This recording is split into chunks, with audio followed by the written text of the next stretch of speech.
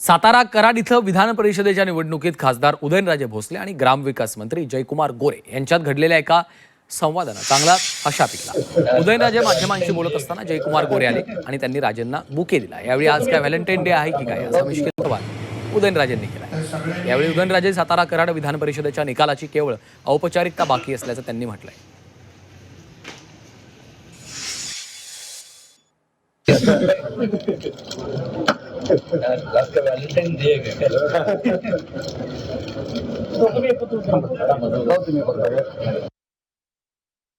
निवडणुकीत आपण विजयी झालं पाहिजे ही प्रत्येकाची भावना असते। त्यामुळे प्रत्येक जण आपापल्या परीने असं म्हणजे मी आपल्याला वस्तुस्थिती सांगतो,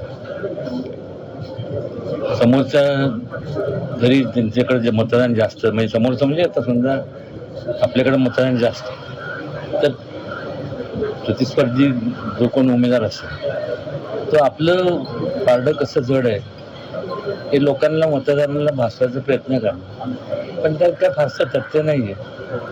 आणि 18 तारखेला जरी मतदान असलं तर मी आज सांगतो की आता हे सर्वच मान्यवर या ठिकाणी आहेत की ही औपचारिकता फक्त डिक्लेरेशनची आहे। तर अदृश्य शक्तीची ताकद 22 तारखेला समजेल। मंत्री जयकुमार गोरेंनी अभयसिंह जगताप यांना टोला लगावलेला आहे।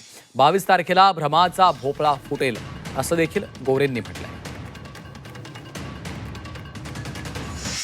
त्यांच्या मागे जी शक्ती आहे त्या शक्तीचा ते वापर करतील आणि अदृश्य शक्तीची ताकद किती आहे हे 22 तारखेला सकाळी 11 वाजता कळेल। त्या बाबतीत अधिकचं मला बोलायचं नाही, पण मी आपल्याला एवढं सांगेन की भारतीय जनता पक्षाने महायुती म्हणून आम्ही सगळेजण एकत्र काम करतो आणि सातारा जिल्ह्यामध्ये खूप चांगलं वातावरण आहे, सांगली जिल्ह्यामध्ये खूप चांगलं वातावरण आहे आणि खूप मोठ्या